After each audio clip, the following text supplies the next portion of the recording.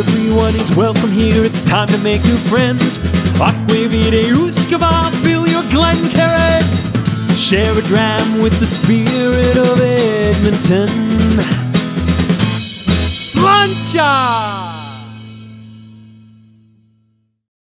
Sláinte and good day, whiskey brothers, whiskey sisters, and whiskey friends. Welcome to the Whiskey Book Club's first book of season 6 with Matt Billett, this gentleman right here, the author of this book right here, Peat and Whisky, The Unbreakable Bond. And as always, I'm honored to have you, the viewer, with us all here today. And really, where else could we delve so deeply into the subject of whiskey with the author than right here with Mike? Now, my name's Dolph. I'm the Spirit of Edmonton on social media, founder of the Whiskey Book Club, and your host this afternoon and night for our friends in the British Isles. For those of you new to the Whiskey Book Club, I'll explain a little bit about ourselves. We're a home base. We're a safe place for whiskey geeks that love to share a dram, one of these guys, and share a passion for reading, usually about whiskey or whiskey-related activities. Now, this book, again, is the 28th book I've reviewed on the Whiskey Book Club and Matt's inaugural book. So, Mike's inaugural book. I don't know why I'm saying Matt. Well, it's the Billett with the 2 T's. I keep coming back to it. Mike is an emerging Renaissance man. He is a person of science who is branching into the artistic realm. And he's a leading peatland scientist with a 40-year-old research career. So in recent years, though, he has been immersed in the landscapes, the taste, the qualities of Scotland's single malt whiskies, and has applied his deep understanding, I'm reading off of it, of the science of peatlands to his passion. How you doing today, Mike? I'm doing great. How are you doing? Greetings from a very damp, foggy evening in Edinburgh. Oh, okay. This is the solstice tonight, though. This is the moment that things change. So, yeah, it's pretty miserable out there, and it's quite nice to be sitting inside, relatively warm, with a dram, sharing it with you guys. And your dram, what do you have in your glass today, Mike? I've got a Bunnahabhain 16-year-old peated Bunnahabhain, which is fairly unusual these days, but wasn't in the past. So this is a single cask. Bottled by my favorite whiskey shop, Aroma Whiskies here in Edinburgh. Bourbon, matured, 16 years old. Nice. It's just lovely. It's absolutely lovely. So, I love that sweet peat kind of flavor profile, and this does it for me, and it does it for quite a few of us at the moment. We were talking about that just offline. Yeah, and one of my very favorite, the 18-year-old. And what do you say about the Buna 18? Yeah, I was in Islay a couple of weeks ago at the book festival doing an event at Brora, which was fantastic. And I was told that it was the favoured drams for funerals and weddings. So that just about covers most things. So, yeah. I think it's perfect. That means if you have good friends that like Scotch, you're having several of these throughout your lifetime. I think it's a great one. And I've got 2. So I've got mine, which is a peated Arran. So, but this is Douglas Lang's Old Particular. So there's the bottom, and this is a local whiskey shop's single barrel that they had in, which is fantastic. I like it a lot, and I also have it because I wanted a different type of peat because we're going to talk about the different areas with peat. And this is a Highland Park 18, and this one it's in a sherry cask as well. So that's Douglas Lang, enjoying it. So it's a good way to start my day and end off yours. So I think this is perfect in both cases. It's sunny here, but it's going to get better at one point. Right. Now, I'm going to embarrass you a little bit, so try not to blush, but I'm just going to read what Amazon said about you, because there's no about the author section in the book. And I was going to ask you why you didn't put one, because they have a long write-up. So I'm thinking you should have had something as well. But this is what they said. And it's going to go on for a little bit. I'll put the quote up here. And give me 1 second. Here we go.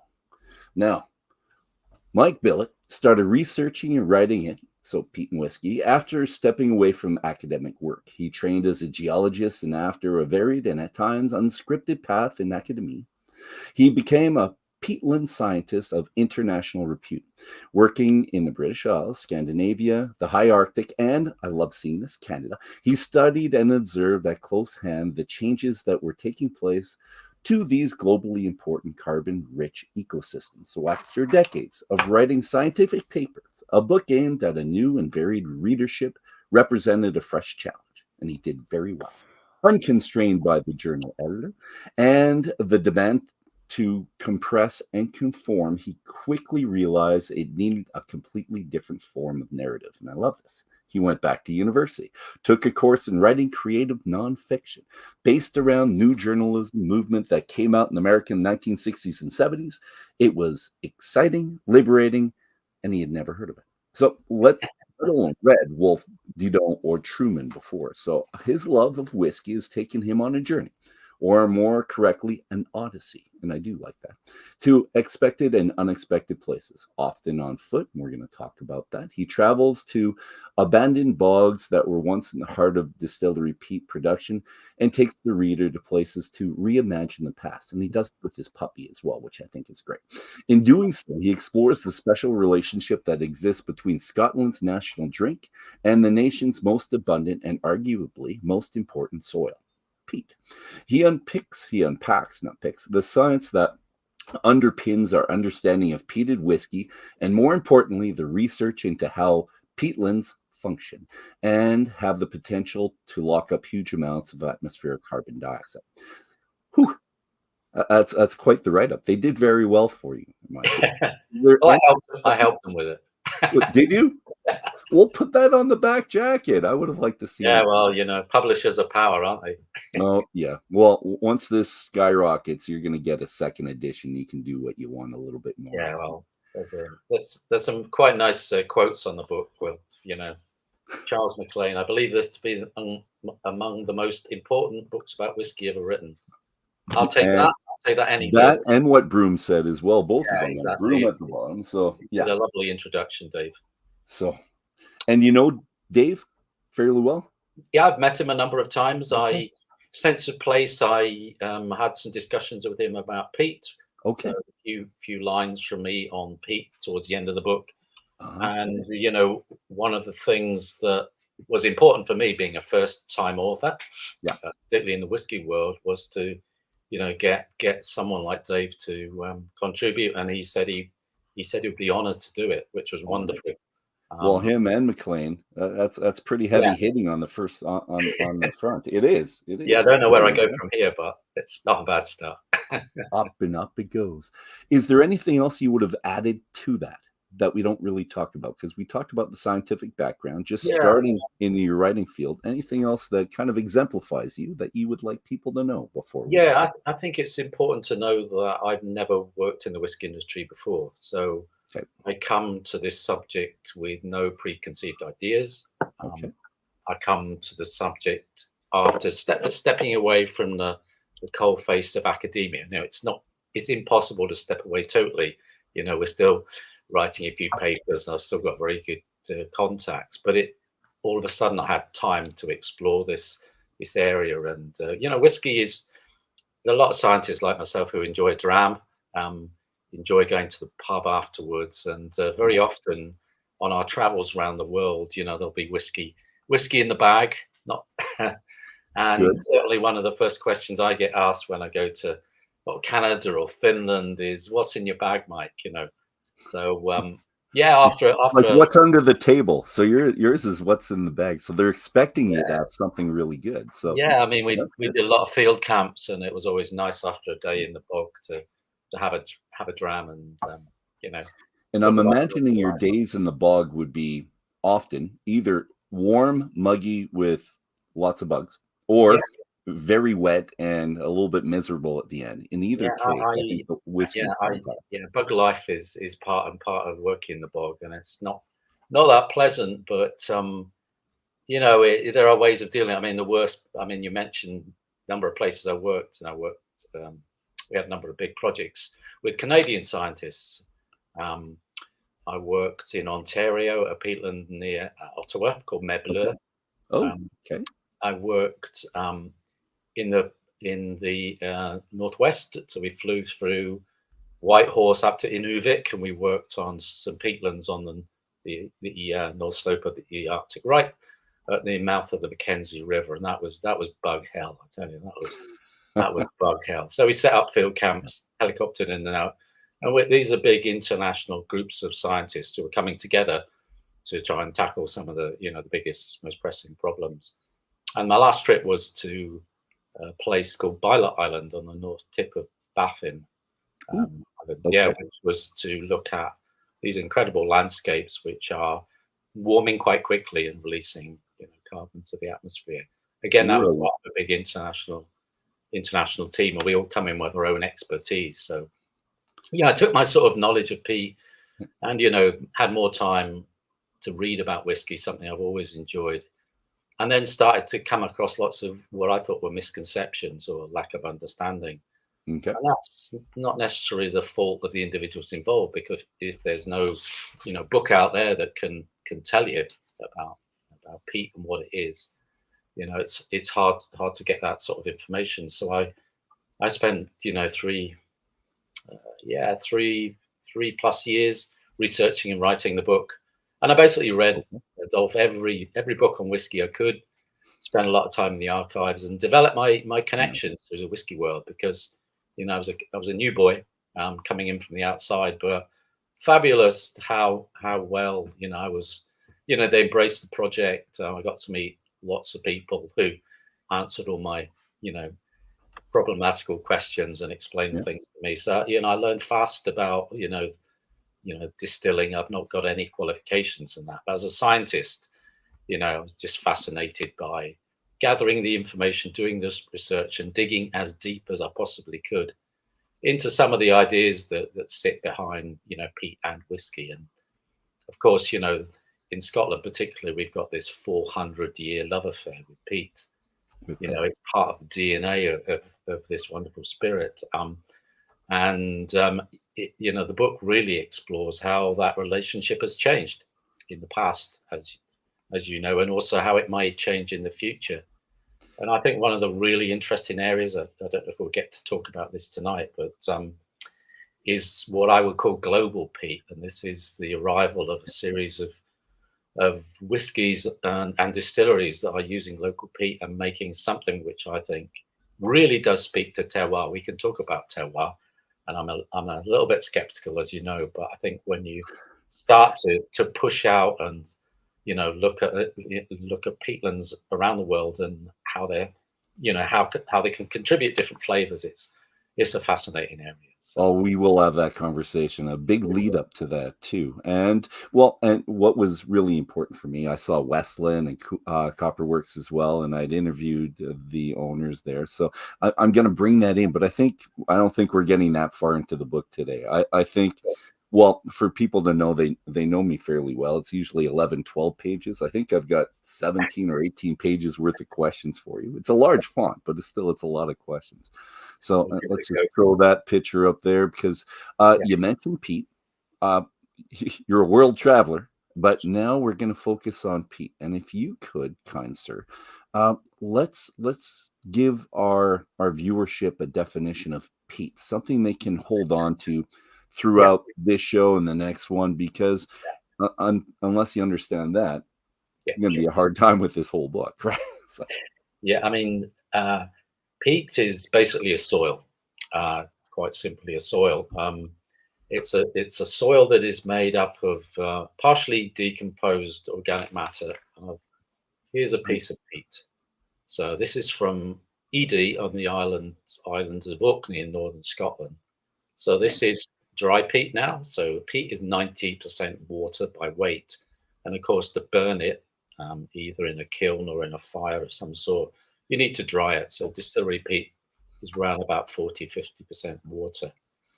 But this soil basically is accumulated over thousands of years, started accumulating at the end of the last ice age, and it represents a year-on-year accumulation of organic matter, which partially decomposes.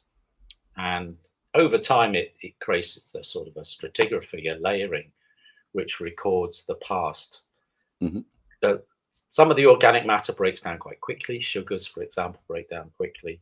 But over the time, you find that the less decomposable parts of the organic matter will accumulate. And the major one we talk about mostly in peats are lignin, a type of polyphenol. And these are huge carbon atoms, hundreds or millions of carbon atoms composed. And they're basically, we don't know a huge amount of the detailed chemistry of them because they're so complex, but they're unique to places and unique to bogs. And then over time, I always think of a peat bog as a kind of a maturation system in which the peat gradually accumulates. At the top, it's quite light. So this is a surface peat. You can probably see quite a lot of vegetation flecks in there. You can see layering. And over the time, you get the accumulation of this hard, dense peat. So at the bottom of a peat bog, which might be 6-7 meters in depth, you get this really dense, almost, you know, like a kind of really mud clay. I'll try to show a picture Where you can't actually, you can't really see very deep in there. You can see in that picture, there's a lightness. You can see lots of plant remains near the surface. But as you go down, it gets darker, it gets wetter and denser as well. So, you know, people, you know, think of peatlands occurring just in the north, you know, Scotland, Ireland, the northern hemisphere, but peat occurs on 3% of the Earth's surface. It occurs in every single continent, and it includes things like what we call the blue carbon sources, which are peatlands, wetlands accumulated in sort of areas of mangrove, for example. And you explained two different types of peatlands as well, or two large categories, I guess. Yeah, I mean, the science of peatland classification is, we don't want to go there, but basically, peat accumulates. Well, there are really two types. The peat that accumulates from what we call rain-fed or precipitation-fed, which is a more acidic peat. So it's major water source of this damp, you know, soggy materials from the atmosphere. And then some peatlands accumulate their water from springs. So they tend to be a higher pH, more nutritious peat. So these I don't know if these are pictures of them, but let's so these are wetland bogs. I just had a quick look at Alberta, Dolph. I see you've got a kind of headline 20% peat or wetlands. You know, these areas of organic wetlands, I think you call them, which is the same as Scotland. So you're probably fairly familiar with them, but all around the world they're dramatically different. You know, different plants. You know, we talk about the major plant in peatlands being sphagnum moss, this lovely spongy material. But you know, something like 350 species in the world. We have about 35 in Scotland. You go to New Zealand, the species of sphagnum are completely different, and which of course gives you opportunities to, you know, create different types of peat, possibly with different flavors, profile once you burn them. But the thing about peat is that, you know, it has no smell, has no taste. At this stage, you need to combust it, and these huge carbon compounds are non-volatile. They just don't go anywhere. They just accumulate. So when you burn this, what you basically do is combust it with energy. And these just, what happens is the polyphenols are just blasted apart. They fragment and they form these small aromatic compounds, which are volatile. They go, you know, up into the atmosphere as smoke and can be accumulated onto the surface of malt if it's moist. So you need to combust peat to generate the volatiles and the flavors. And I'm going to ask, those molecules, do they attach themselves to water molecules or the fat lipid molecules? Because again, the ppm is very high before you distill. There's still the remnants, obviously, of the peat after. But how does it attach? I'm wondering what specifically is carried through. I mean, you need to have the barley needs to be moist to actually for the phenols to stick onto it. So you need that moisture and wetness. But you also mentioned oils as well, and peats do contain waxes and oils, which are, I think, potentially part of the flavor profile. It's interesting because we actually, you know, people have hooked onto phenols as being the thing. You know, ppm phenols is the need to know measure for whiskey lovers. But there's, we probably only know 25-30% of where the flavors are coming from. There's one or two new research projects which I know about in Scotland, which are actually looking into all that other aspect of what you might call smoke, hydrocarbons. What is it? And it's interesting I obviously talk in the book about how the measurement came apart. So it's an easy to hold on to measurement, phenols, but it's exciting. It's some interesting research, and the findings will be interesting to see what else is in there which contributes to flavor. And I think with our next book or our next segment, if we're doing that fairly soon, hopefully we'll talk about, and you hint to it towards the beginning, or Broom hints to it actually, is what we're going to hopefully get to in the future, where it's not the ppms prior to distillation, but an accepted way of determining the ppms, if we even call it ppms, post distillation. Yeah, I've always been amazed that I think it's the only food or drink product I know in the world which quotes something which is a starting material. Yes. Right? ppm phenol, everybody talks about octomore, these sort of incredible numbers. How much finds its way through to the to the glass? How much is actually in there? And there are one or two whiskies that are sort of flying the flag for that, but one or two people have told me, the bigger the number, the better in terms of how much you can sell. Well, some are crazy, right? This one's this is the Octomore 6.3, so it's 258 ppms, which crazy, right? Nuts, and we're not using that. And you compare that to what they do with the Port Charlotte, which is much less, 4 times less, but it's not 4 times less peaty. It's not. Absolutely not. It'd be great if we could one day get to a point where we can talk about that. But I do want to talk about that later after we've got kind of you out of the way, your history, because I do want to talk about you and who you are in the book. Because as a reader, you always want to hear the author's voice. You want to try to get to know them a little bit. And in chapter 1, right away, you talk about SMWS. And we love our Scotch Malt Whiskey Society here in Alberta. In Canada, we've got 3 places where we could have it, but it's one couple that run it for us. So you quote which one? It's 53.365. So it's a Caligula cask. And you're using that to describe elements of peat right at the very beginning. Now, and when I'm reading that, the first question comes to mind for me is, were you a peat lover prior to becoming a peatland scientist, or vice versa, sir? Yeah, I mean, I was a peatland scientist a lot longer before I really began to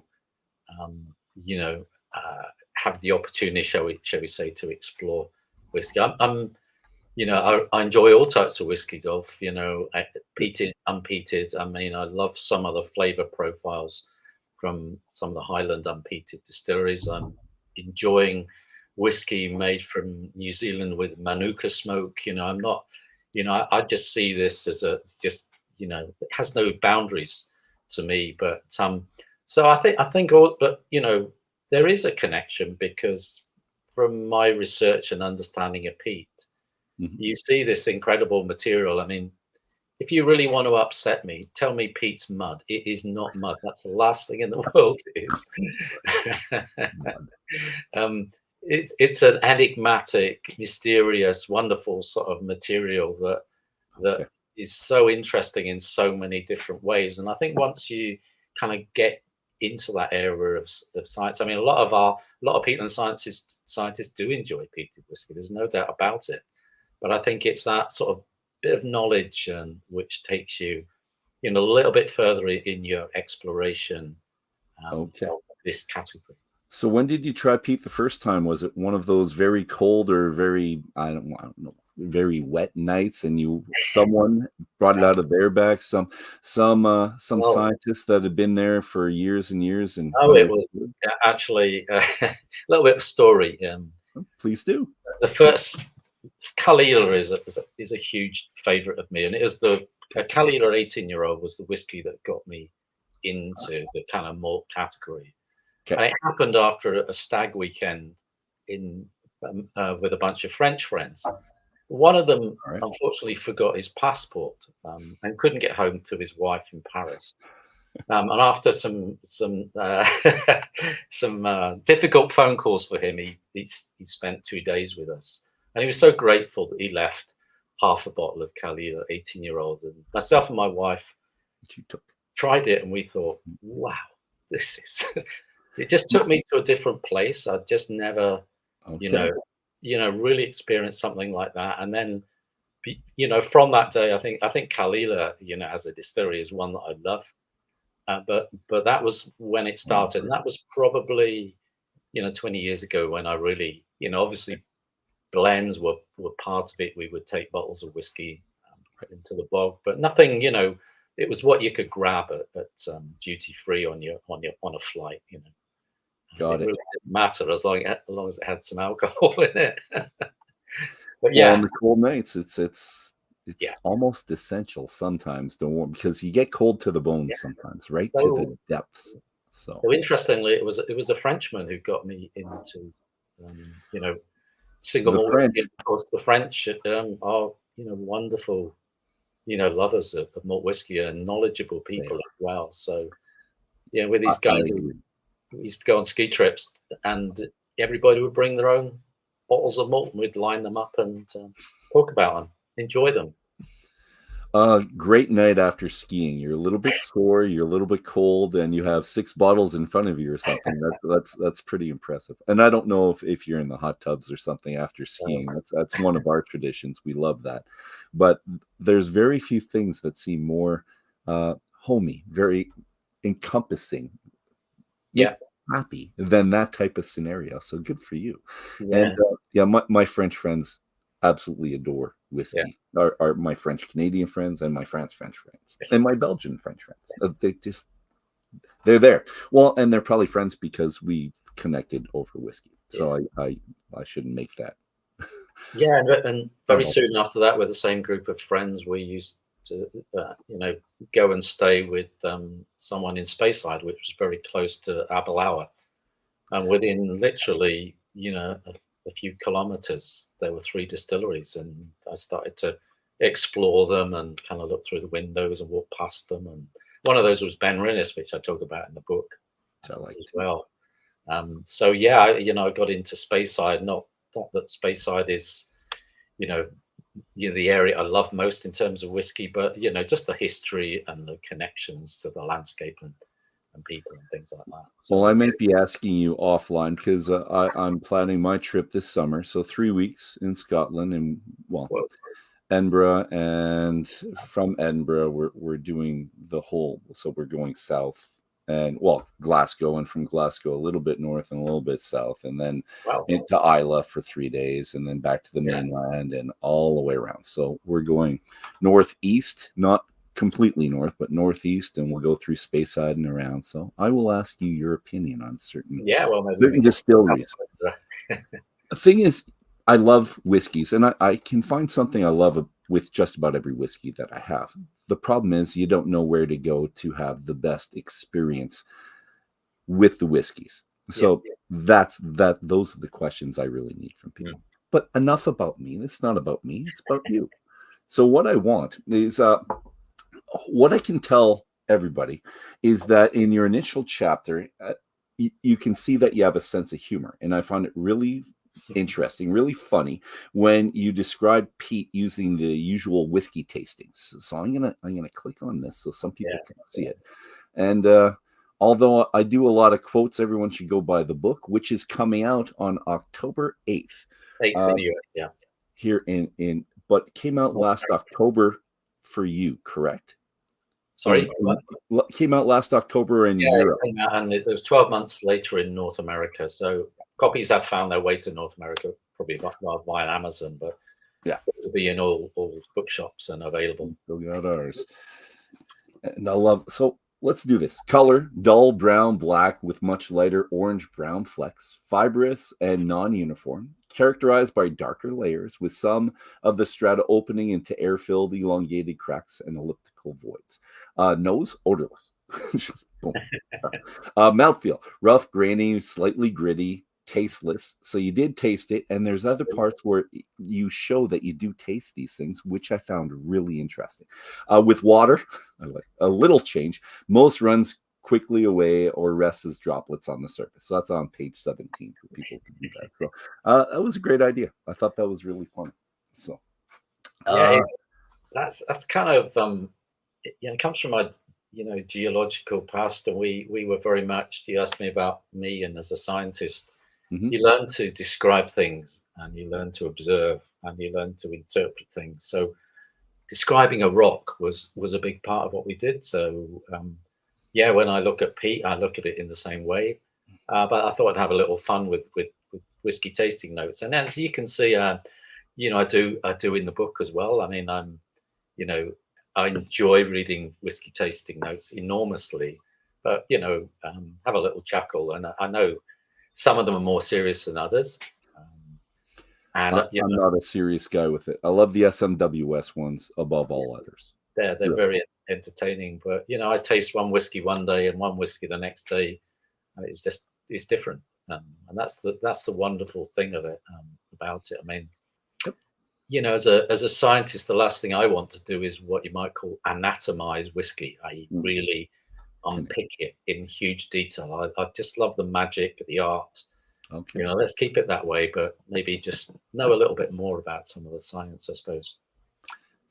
That was one of my huge motivations for writing this book, really, to try and, explore what I thought were misconceptions or lack of knowledge, quite simply, about what peat is as a material. And, the marketeers, the promoters love to wind up some fantastic stories, and they're going, hey, stop. Stop that. It's nonsense. Stop it. Calm down. Well, it's good. And this is a perfect time for it, because I don't think there's been a time in my whiskey loving history where people have opened themselves up to peated whiskeys as much as they have now.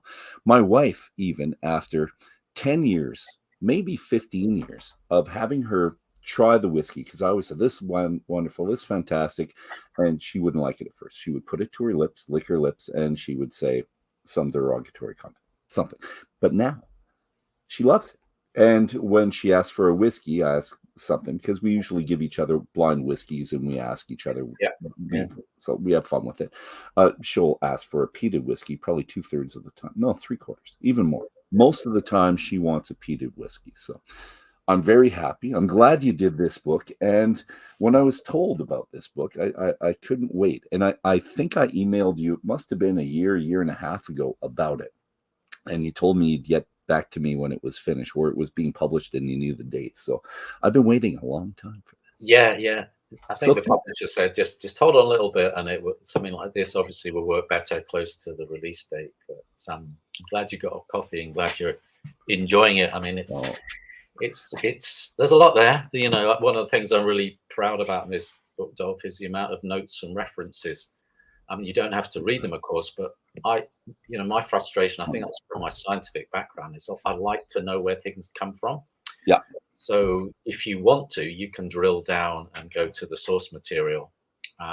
You did that. Explore it in the way that I've done, and I think that's really important to try and ground some of these facts, if that's the right way of putting it. To actually say that's where it comes from. For example, from 363 to 387, and those are your notes and references, and then you still talk about distillery book featured maps and illustrations and the index, and that's for you, it's the notes. For me, it's the index that kind of riles me a little bit with the information, because while you read it, and it's not just you, because as you write something, it makes the reader who's read a lot about these books think about something else.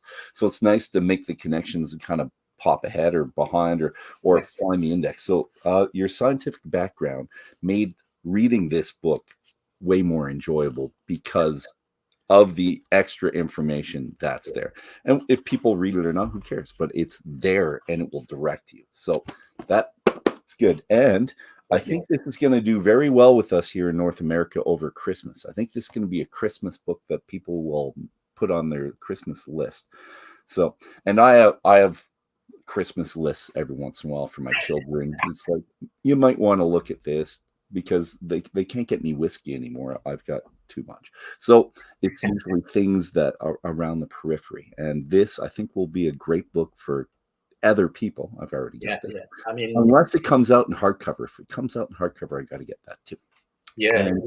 You always, I always had discussions, the publisher, it's always wonderful as a first time author to get a publisher, and they've been fabulous in promoting the book. And we talk about hardcover, softcover, and timing and all this sorts of things. So the timing was perfect for UK or European Christmas last year, and the first print run sold out in 6 weeks, which was just remarkable. And they thought it would do well, but it's nice. And it's interesting that you talked about a writer's voice. I mean, you definitely develop that. Obviously, I went back to school to attend a creative writing course. Now, that was fantastic because it kind of allows you to throw those grammar rules out the window a bit. All those things you're told to do at school or not allowed to do when you write. Now, it's like creative writing's a little bit different from that, but when you get with it, you make it your own. I love it. Yeah, for me, the challenge as a scientist was to write a popular science book, a book that people could understand and enjoy and, talk about as well. And connect to. And that's important. People need to connect to it, and especially a whiskey book. But it's a technical whiskey book that you still connect to. So you made that connection. You did that very well. Yeah. And I can't picture it being very easy. Well, probably the hardest chapter to write was the first one, which was the sciencey chapter. Even though science pervades the book, is present throughout it, but that initial start off chapter in a popular science book, in my experience, can be very, very dry. In terms of, well, you need to know this to read the rest. So, I turned that around. I got people to read it. I'm probably my own fiercest critic. My wife's probably my second most fiercest critic. We'll reverse that for me. But I understand exactly. But I wanted to get that right, and I just tried to, write it in a way that would take people through the subject in an enjoyable way. And you do, and you personalize it, and you talk about walking through the bogs with your puppy. And at first, you didn't tell us it was your dog, so I was thinking you were walking with a lady friend. No, so you did that very well. Big Delilah, yeah. What we also see very, very quickly is your analytical abilities in relation to soil, natural deposits, analysis. When you describe a sample of ash, so ash specifically, that was given to you by you and Gunn after a whiskey tasting at Brora distillery, and I was jealous. I was really, really jealous of what you were describing there. So, and I don't get terribly jealous about whiskeys, but I did at that point. But I'm gonna give us the quote for this so people can see these analytical abilities and what you actually do to do it. So, coarse, gritty texture, an orange brown sand with a subtle medicinal smell of bandages and antiseptic, and we've all had that. We know what that smells like if you drink whiskey and you have peat. On closer inspection, highly variable with lots of creamy white flakes of soft ash peat, occasional fibrous flakes of black unburnt peat, no coal, lots of round clumps of fused furnace slag, and a bright orange grains of fine-grained sandstone. The firebox ash suggested to me that the combustion temperature fluctuated with a cool later stage indicated by the unburnt peat. The abundant sand grains and color indicate the peat was used in a firebox that was impure and cut from the base of a bank above sandstone bedrock. It tasted of the earth. So that's page 114. I skipped ahead for that, but you seem more excited about the ash sample and give us a description that I didn't expect at this point. So it was very Sherlock Holmes-esque about that. So if you read that, that's what I was thinking. So tell us about your work history so we can put this into perspective. So when in your job, do you usually find the peat, tear the peat apart, and find certain indicators within the peat, or is that something you did for this book specifically? I think that description of the ash, and there's the sample there, in front of you. Okay.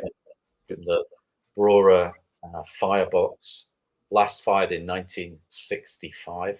That's So it was cool. for the 200-year anniversary of the Clean Leach distillery. And we did a wonderful tasting there with Ewan.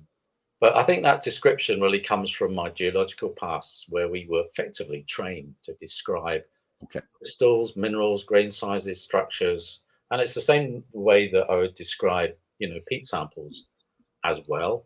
And it's all part of what I would call, looking at all aspects of the landscape. So I like to think of myself. I became more and more of a landscape scientist. So this is you look at a landscape, you try and interpret it, understand it, and you go as deep as you want to. You can go into microscopic level, or you can go to macroscopic level. You can pan out and use a satellite. So all these things allow you to sort of unravel the kind of history of a landscape and place. And I think when I walk across peatlands, I very much do that. And I often will stop in a peatland and look and listen and smell. And, as your boots sink deeper and deeper into the bog. But that's all part of being there. And I love to try and take a reader to these places.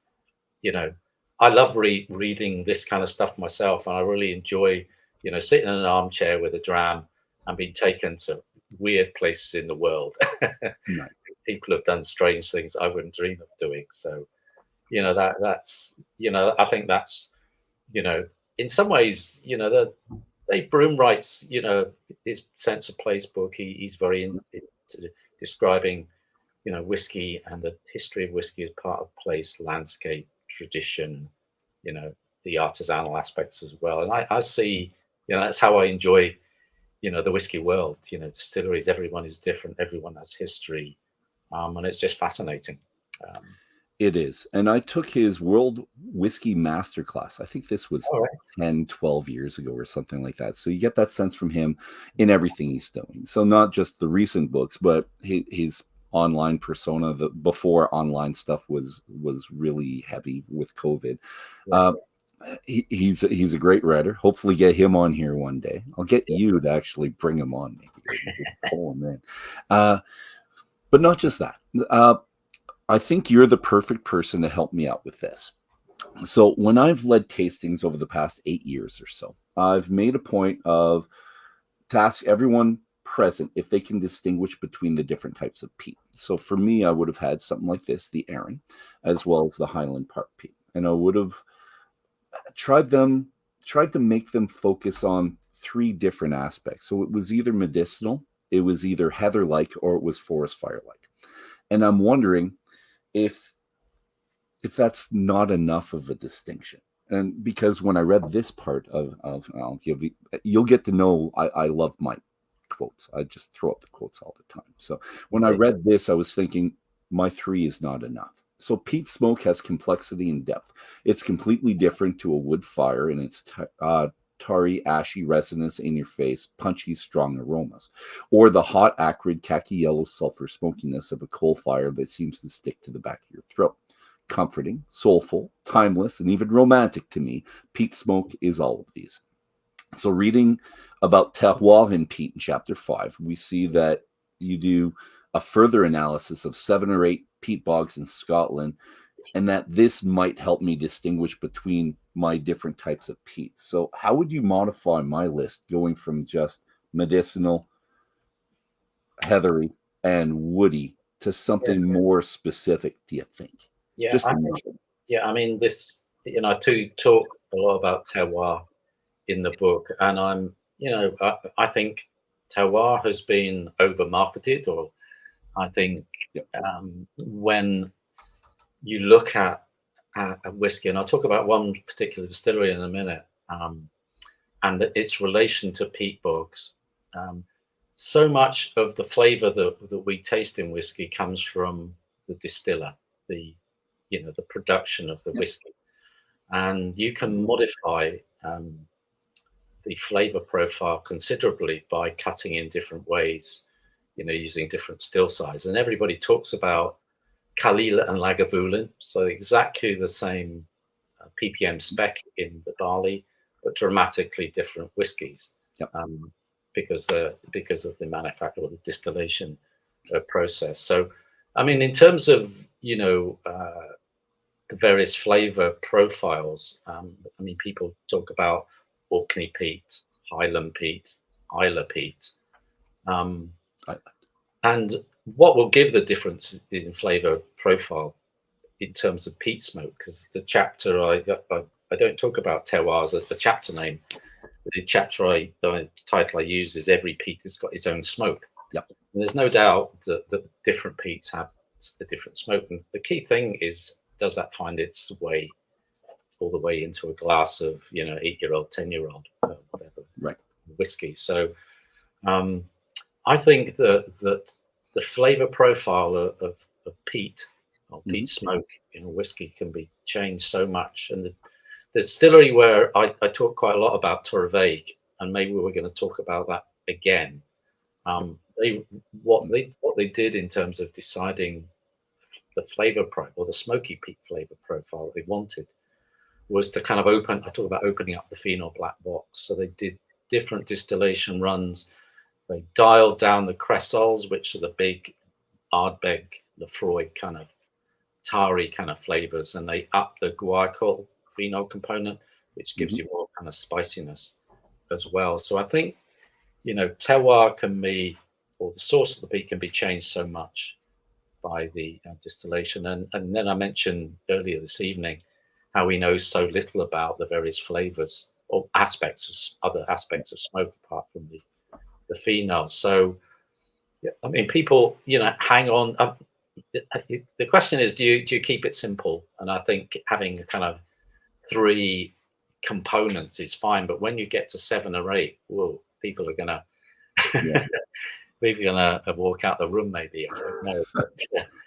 But, well, not until they drink the whiskey that's in front of them. So, and I usually have 8 samples or so in my tasting. So I've got a group that's going to sit with me if they like it or not for a little while. But if I could add a couple, but let's ask you this: if I gave you 8 whiskeys, would you be able to, out of the whiskeys, be able to determine an area? Would you be able to Sherlock Holmes your way through the tasting and probably get an idea of where they came from? Yeah. I'm wondering. Yeah, I think not easily. There are 1 or 2 distilleries that I generally can pick in a tasting. We do blind tastings in our club probably every month. Good. And I generally can pull out Kalila straight away. What's your favorite? It's me with Holden. I can do that in a second as well. And that's 2 different flavor profiles, but exactly the same peat. So I mean, like I said, I'm being really fascinated by global peat. So I think Solemn, the Westland Solemn, is quite a distinctive whiskey, and I can pick that out, as are some of the New Zealand South Island peated whiskey from Matt Thompson, his distillery, the Waiheke Islands. These are different flavor profiles that I would never expect to find in with Scottish peats. But in terms of drilling down into different bogs, that's really hard. I mean, Orkney peat, everybody talks about the heather, the floral aspect of it. But a lot of that peat that they use at Highland Park actually comes from Aberdeenshire. And here is a piece of peat that comes from St Fergus moss, and it's a moss which provides about 60% of the peat that's used by the whiskey industry worldwide.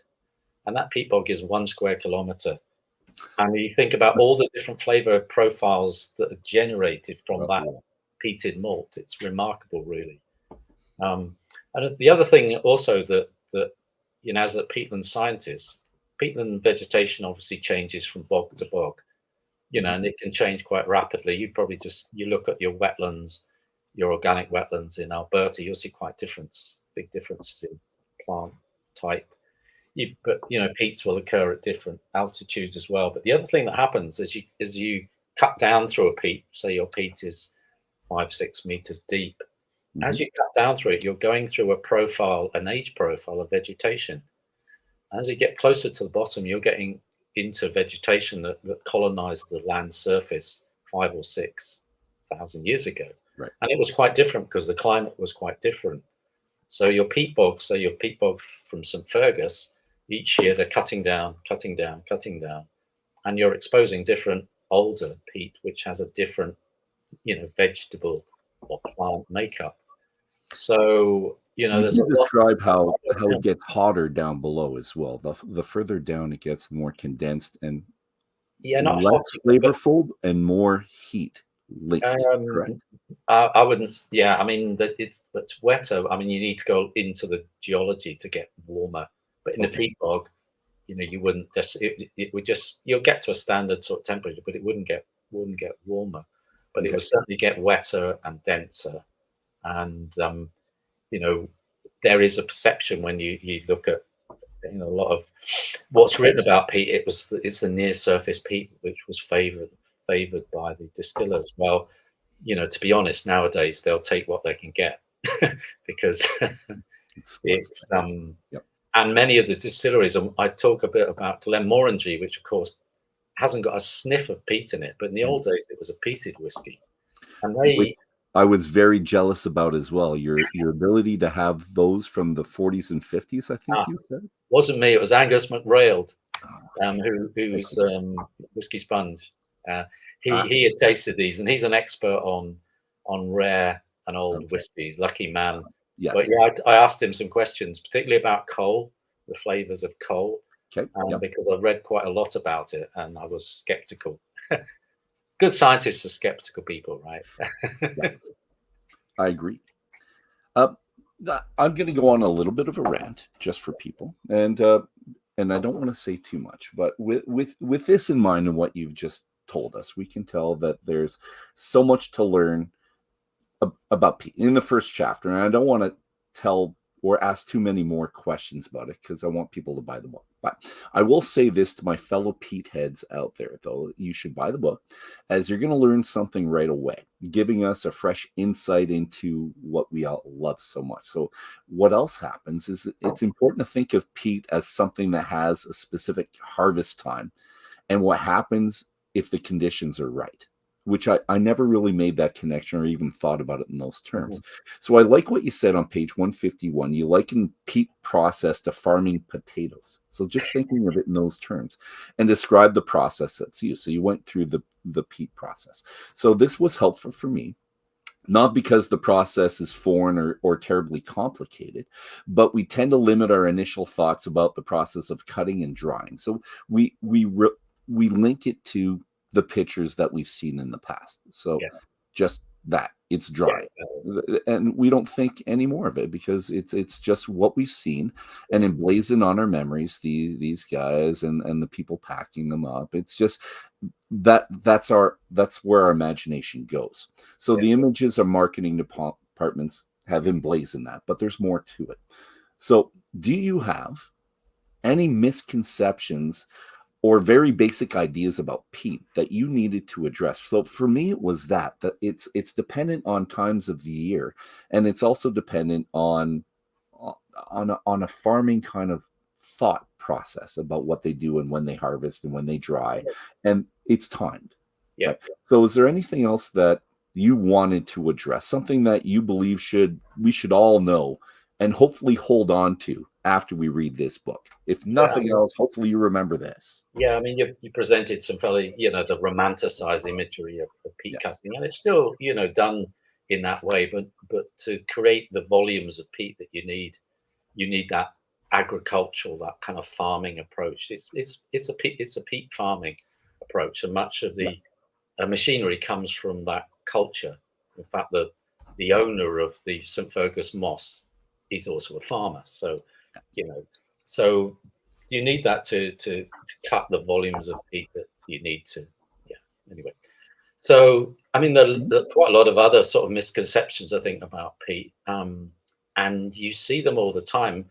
I've mentioned one already. The peat is mud. It's not. It's a complex, interesting, fascinating material. But one of the other things that I would often do a talk on what is peat, and would say, peat grows at 1 millimeter a year. And people say, really? And it grows, that's about the average. it grows faster in places like Islay than it does on the east coast of Scotland because the climate is warmer and wetter and more conducive to plant growth. So, and that gets into the whole area of, I don't know if we want to talk about sustainability and these kind of things. We talk about anything you want to talk about. You're in charge of this whole thing. Yeah. I'm just adding here and there. Well, you often come across these misconceptions, I think, that peat use is not sustainable. I would argue it is, and the science is now telling us it is. And just simply understanding that peat grows each year. A peat in good condition will grow, but so much of our peat is damaged as well. I think there's a misconception that peat is a fossil fuel. People talk about it in the same breadth as oil, coal. Peat is a soil, as I've said, and forms at 1 millimeter a year, and it doesn't take long, in geological time to form a substantial peat bog. Whereas your oil and coal deposits take, hundreds of millions of years to form. So it's a completely different type of material. So a lot of people think peat is rare. It's not. It covers 3% of the Earth's surface, 20% of Scotland. 20% of Ireland, 20% of Alberta. So it's quite common as well. So there's this whole area of sustainability, rarity as well.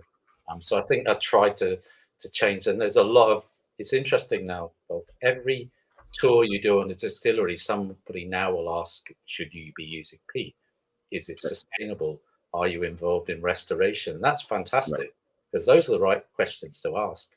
So they're now taking on board that, and we'll maybe get into at some stage, the measures or the movement that's going on in the whiskey industry to do that. But I think in your notes to me, you also mentioned the whole Speyside peat thing, and I was amazed. I did when I did this, when I researched this book, how important not only peat cut from Speyside was to the flavour profile, the Speyside distilleries, but also in the lowlands as well, which was never perceived as being a peaty area.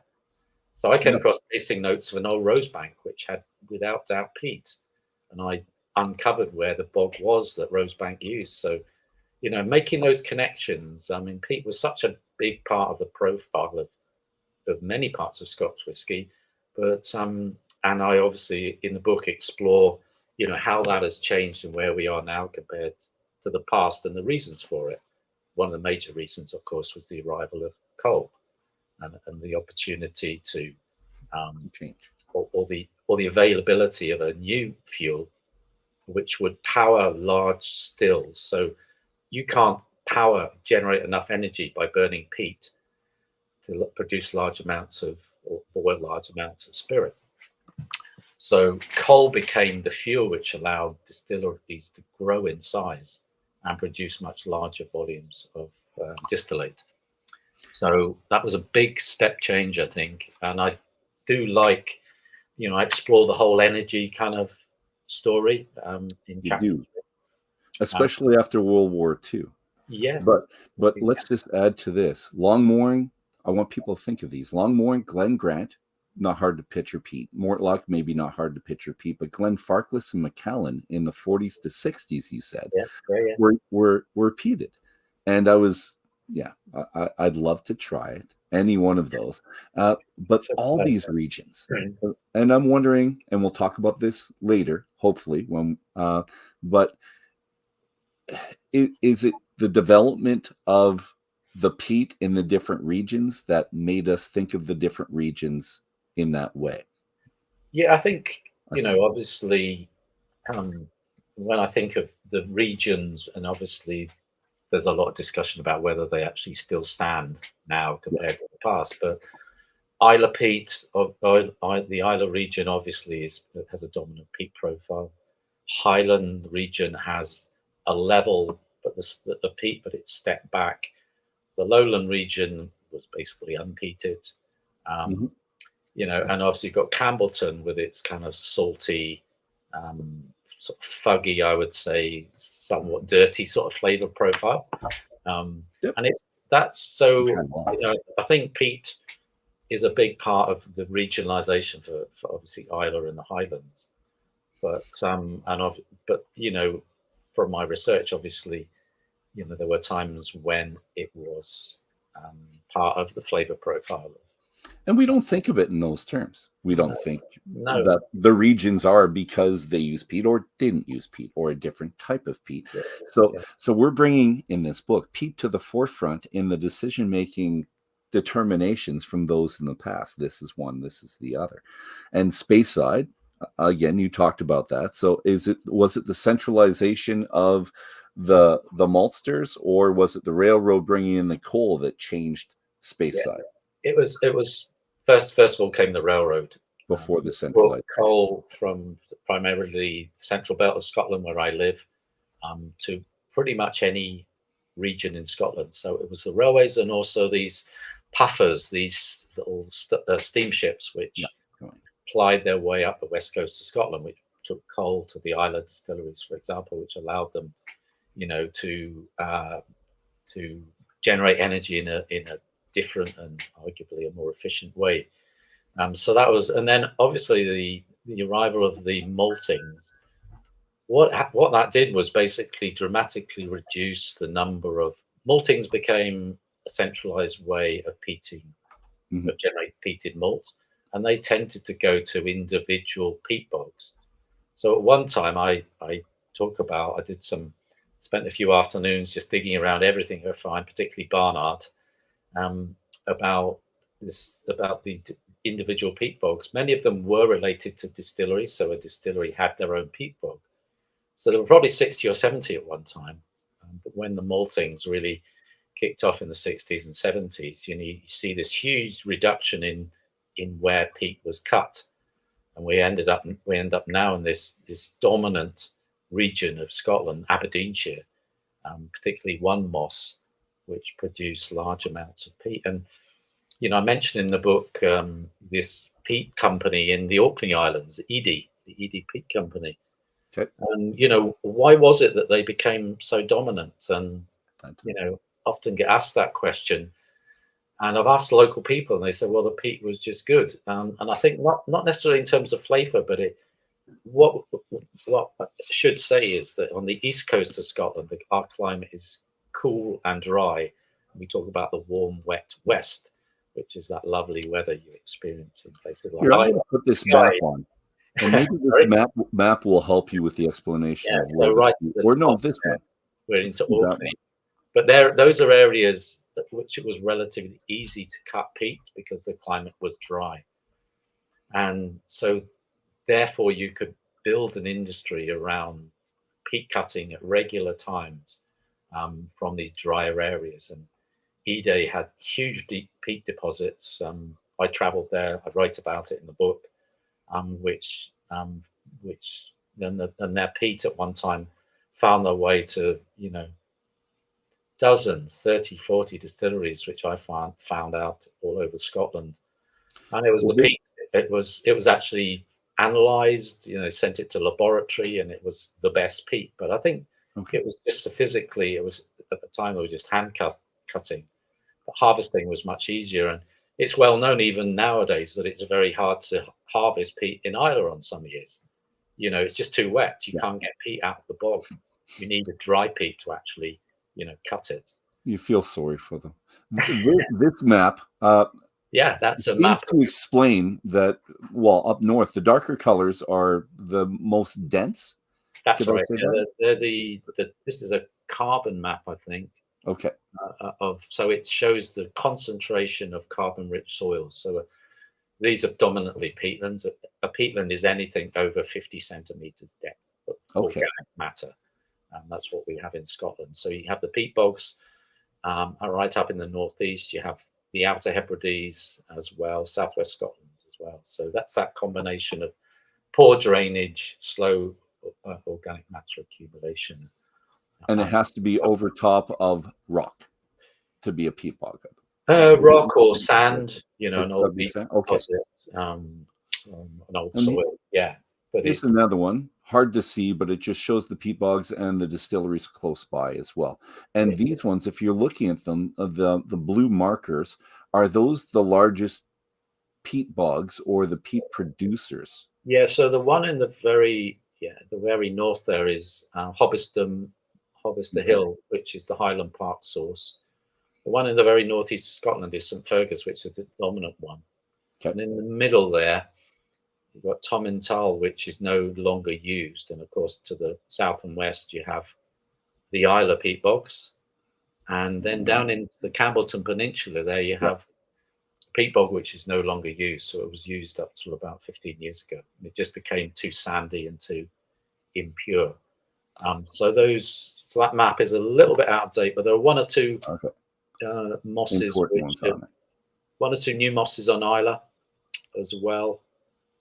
Very small ones, most of them, but as I said, the dominant ones are basically Isla. Most of our peat for the whiskey industry comes from Isla and Aberdeenshire. One other part of this book, which is fantastic, we mentioned a bit of it just before, which with World War I, World War II, is your love of history and the integration of history with the science and with your writing style and what you do. So I do like that. And I'm going to read this one quote, and I'll put this up for some people as well.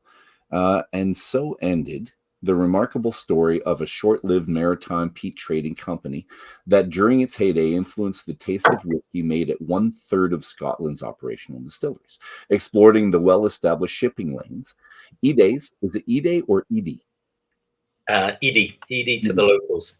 Thank you. So Edie's peat found its way to the East Coast distilleries, to the West Coast, inland to the Highland distilleries of Perthshire and Speyside, and south to the central belt of the big cities. So that's page 73. So quotes like this really open your eyes to how uncertain or impermanent things can really be. It's truly fickle how a company or an industry could be there at one point and then all of a sudden go. They can be a great influence and nothing. Now, did you share this sentiment while conducting your historical research? Did you see that and maybe not understand why it was so important and then all of a sudden gone, and then incite more research, I guess? Yeah, I think, for the quote you mentioned there, Edie, it developed a reputation as the peat that, distillers wanted. And they were actually quite critical in the feedback that they gave. They didn't get what they wanted. They told the peat cutters to up their game. You also needed a transport system which would take the peat, to the distillers. But what I actually found was that it was marketing. It was a really good businessman who made these connections happen. And basically, what then happened, I think, was I've always thought particularly when you look at distilleries that have changed their source of peat, it was often just simple market forces that were driving it. What was cheapest, what was readily available. And Glenmorangie, I talk about in the book, is a very good example of that. I think I mentioned about 4 different sources which they once had the peat from. So yeah, I think it was, and then now we have Aberdeenshire peat again, which is the peat that most of the maltings use. So yeah, it's was it? I think when people talk about peat quality in the whiskey industry, it was basically availability, being able to go back year in year out. And I think one of the things that happened in ED also was that the quality peats began to become scarcer. So they moved their peat cutting area to less deeper areas, and it basically would have got less economic. Okay. One of the other things, of course, you mentioned the wars, is that people went away to war, and you lost that people power in terms of cutting as well. So yeah, but usually there's 1 or 2 big individuals, Dolph, who there's a big individual driving that company in ED. The Aberdeenshire Peat Moss Company I've mentioned, St Fergus, established family that was always cut peat, that had the know-how and the connections. So world events influencing the investors, the people that want to invest, and then pulling out or going in at the same time. I guess peat was you were never gonna become a millionaire cutting peat. I doubt. Sorry. I said, well, maybe those distributing the peat to what percent of the world did you say? 75% of Well, yes, they're I mean, doing okay. They're doing 60% of, six. well, Okay. yeah, from this particular peatland, but you know, yeah, I mean, the prices have never been that high, but peat is certainly becoming more of a rarer and valued commodity, you know, as we become tighter in our environmental. Um, Well, and it's you can get stuff like this now, and it seems kitschy to get peat. like like these. And there was actually one that I saw online, and I should have gotten it really, but it was a candle that you could smoke. It's like a potpourri thing where you could smoke yeah, peat and get the smell of peat within the home. So uh, there's yeah, there's a movement towards and a movement away, but it's really quite funny. yeah, you can get this peat essence. I remember when I was working in Aberdeen, suddenly the pub changed to an Irish pub. Over Okay. 24 hours, you walked into this pub and it smelled of peat, and all they were doing was burning peat essence, and had a bit of Irish music as well. Excellent. Instant Irish pub. But you know what? The nose, the olfactory sense is what kind of brings us there, right? What we see, Right. the lights were probably dimmed a little bit more, and the smell of that, maybe some beer spilt on the ground. Who knows? You get the smell of it. So, uh, something else I really did like was the descriptions of your research hikes. So I've got a quote here, and what I've noticed is that you tend to describe a dichotomy of views. So man-made objects intermingling with nature and your kind of view of it. And I'm trying to get a good perception of where you lie with it, but we'll go with this. At Gardner Moss, machines created a framework of oblong extraction cells, each one separated by water-filled ditches that flood in winter and dry in summer. A natural non-linear landscape transformed into a linear man-made construct. These cadaverous relics, unearthed and disinterred by generations of peat miners, were an imperfection that had to be removed and cast aside. So I'm wondering, do you see the modern human creations like windmills or remnants of a long closed extraction site, which you've come across and described several mines, are they offensive even after they're being reclaimed by nature? So that's first question. Second one, will these places always speak to you of, and there's another quote here, let's get that one, of control, past ownership and wealth, hazards, fear and danger, a mess waiting to be cleaned up, an uncertain and unplanned future. So for me, it sounds like you're not too happy with them. Yeah, and I'd said something like an unloved landscape or something Yeah. like that. No, I mean, I firmly believe that we shouldn't wipe the slate clean and pretend things never happened. I've Okay. always been fascinated by what you might call industrial archaeology. So it's looking at landscapes, whether they be old mines or, you know, it tells stories. You know, you might meet people in the area that can tell you about a time, and it's so important to record those. Okay. So I actually, you know, I some people don't agree with me, but I quite like windmills or you know, wind turbines. I do too. say they can bring beauty to a quite a dull landscape. But I know I honestly think that you know, I wouldn't like to see these things just sort of airbrushed out of our landscape. I think they're important. And you know, but a landscape tells a history. Like when I talked about an unloved landscape, um, it really, you know, which tells of past ownership, people just walking away from this mess. I think it's important to tell the story, and you know, it's a really important part of you know, part of place.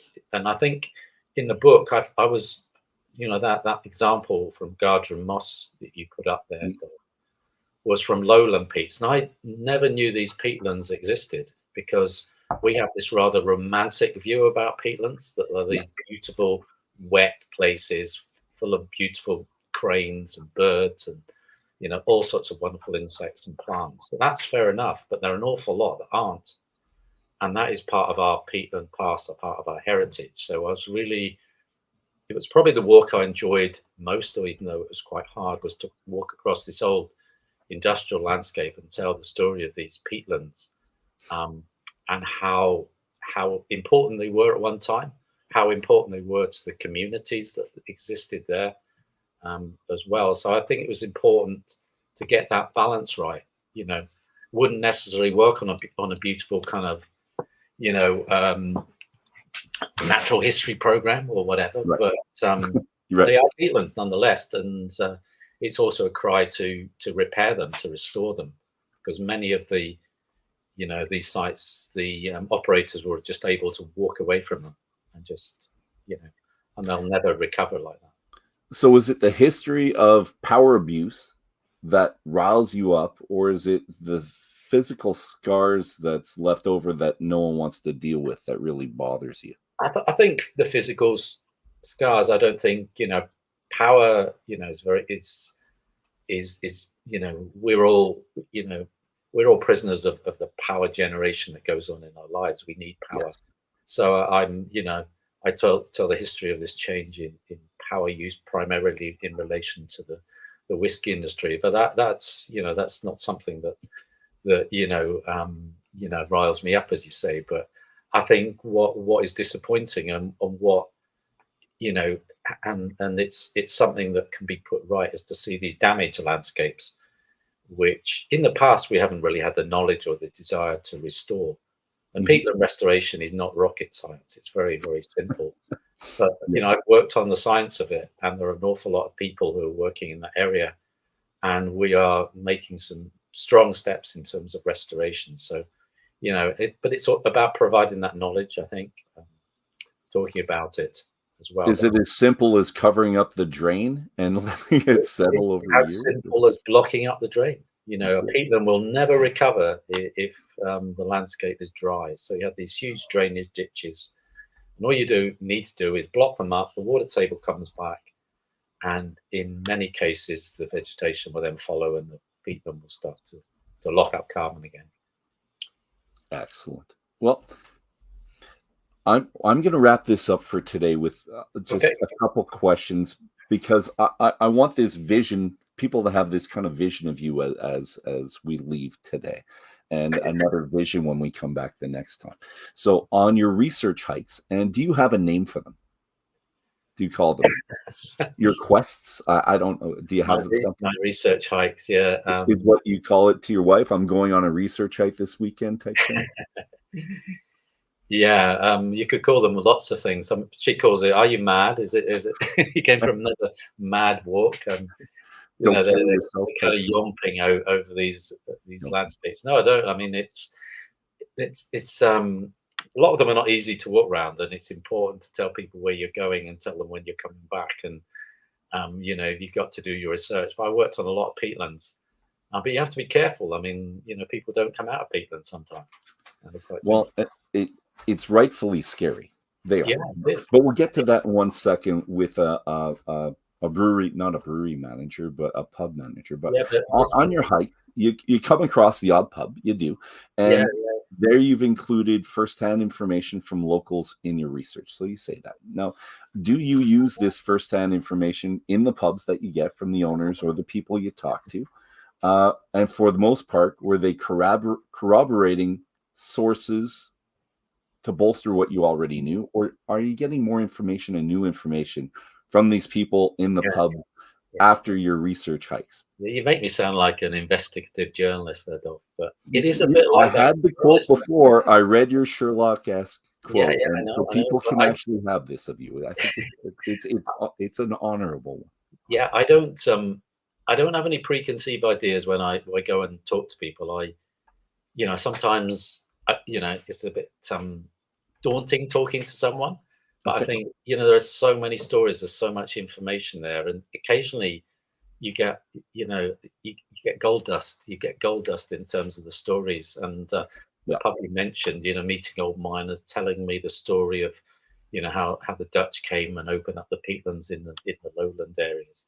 So I think if you go into preconceived ideas, like a newspaper journalist, you generate the story that you want to find. Yep. And I never really, as I said, I've never worked in the whiskey industry. So in all of my approach to this book was, I'm going in with an open mind, and and try to create new insights and get people to, talk about areas they might not to. So no, yeah, I mean, yeah, they all told me about the dangers of walking across peat bogs, some of them. And when peat bog is 90% water, so yeah, you be careful. Well, I've got a quote, as I Yeah. do for everything. So right here.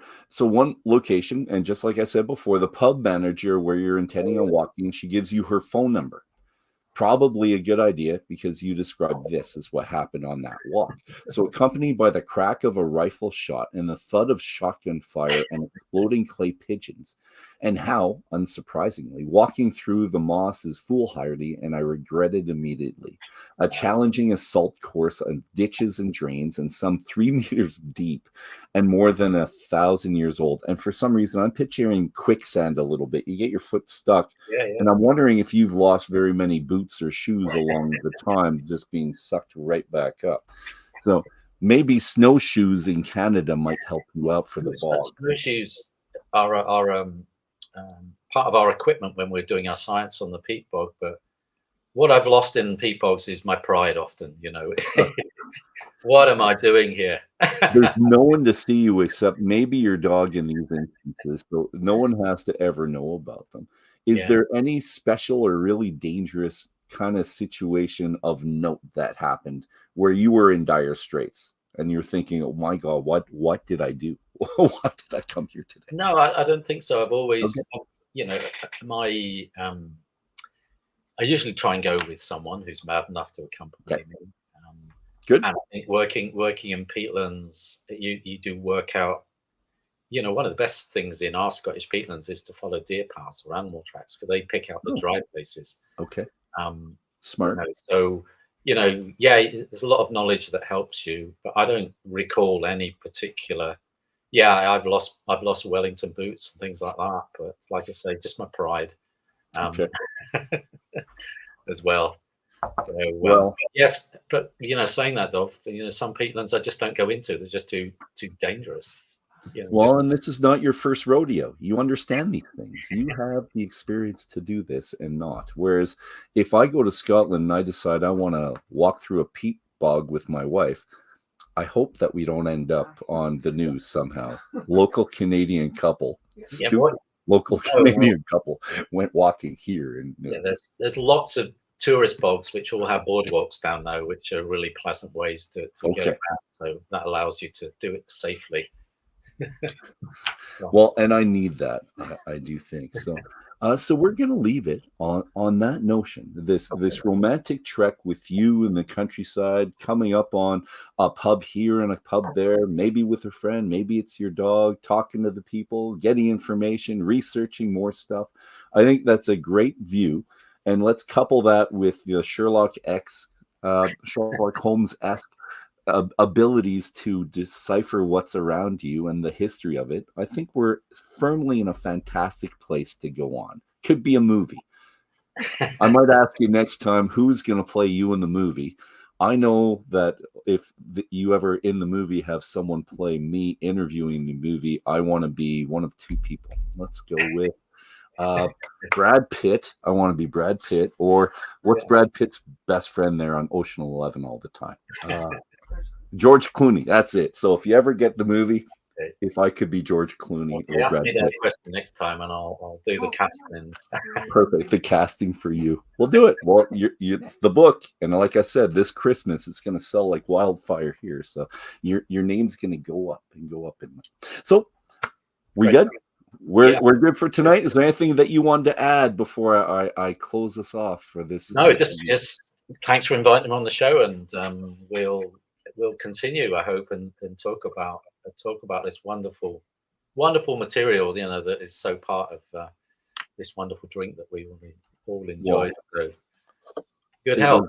My absolute pleasure. So, well, that's all. I'm going into my spiel. That's all the time we got today, Whiskey Brothers, Sisters, and Friends.